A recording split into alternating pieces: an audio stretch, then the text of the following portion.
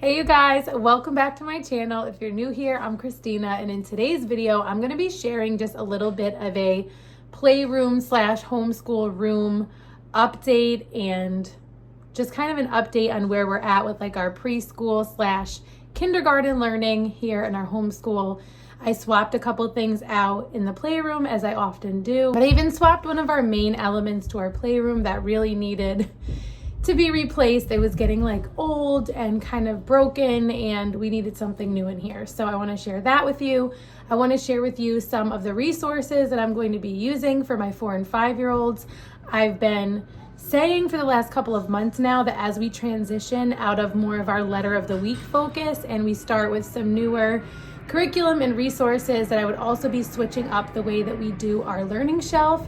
This past school year, we had been focusing on more like a letter a week theme on our learning shelf. And so we are switching things up a little bit. So I want to share with you some of the things we are using right now for this current rotation. And then I will try to remember to share at least once a month, maybe every couple of months, like the changes that we go through in this room, how we use the board, how we use our learning shelves, our bookshelves, and then like the movement areas of the playroom. So hopefully you find this helpful if you have a preschooler or a kindergartner or a child from anywhere from the ages like 2 through 6 years old. I think this would be beneficial.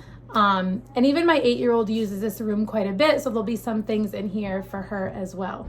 The most obvious things I moved around in here would be the Nugget play couch and the wooden play gym equipment. I have the wobble board, which is really just a great active activity for all of my kids. And then I have these cards that go along with them that I feel like give them lots of ideas for how to use it. And the newest addition is this aerial silk.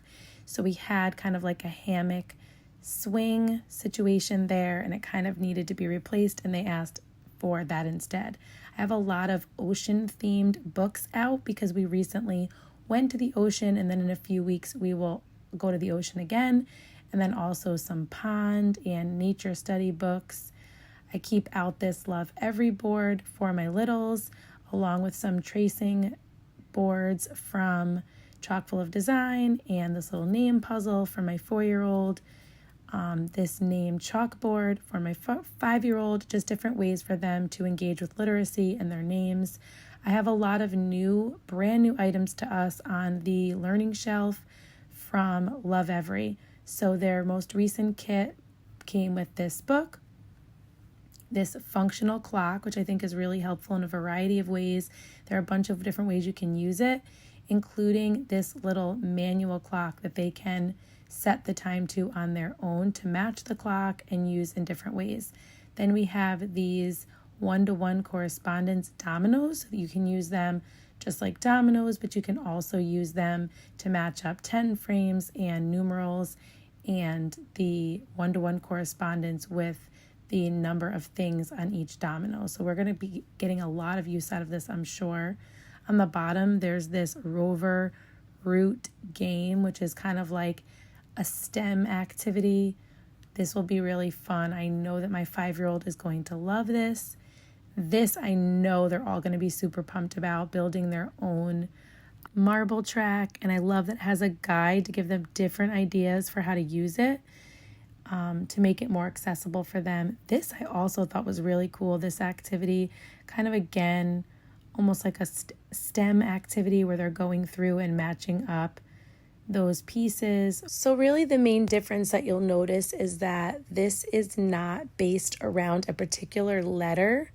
So this just gives them the opportunity to explore and play and use their brains, follow directions. Like my little guy is looking through the booklet to find a build that he wants to try out. And this is just so important for their brain development. And I love the variety of ways that Love Every does this at all different levels. So you can see here, he actually got my 13-year-old son in on it to help him with more of a complex build. So it was really cool to see their collaboration and their success.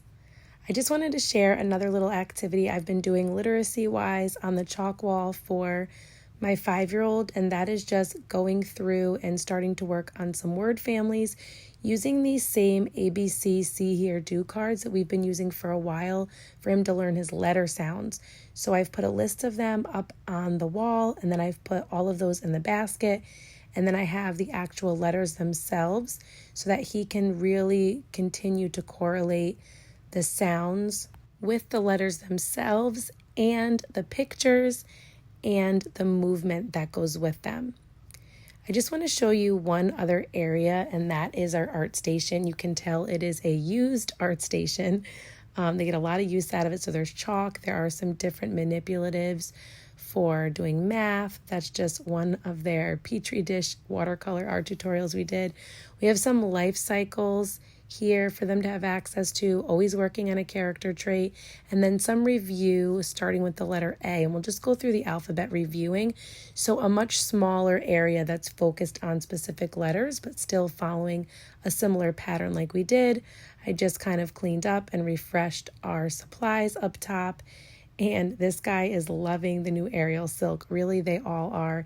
It was definitely a worthwhile investment. Okay, you guys, I hope you enjoyed seeing a little peek at our playroom, kind of how I've reset it and refreshed it for like this next season or phase of homeschooling. Let me know if you have any questions. I'll try to link everything down below in the description box, but if I forget something, let me know. If you're not already subscribed, I would love if you would stick around and subscribe. I share all things homeschool, unschooling, big family life, plans and goals, and homeschool reflections, all of the things. If you're not already following me over on Instagram, you can follow me over there at rooted_homelife. I hope to see you soon in one of my next videos, and until next time, stay rooted.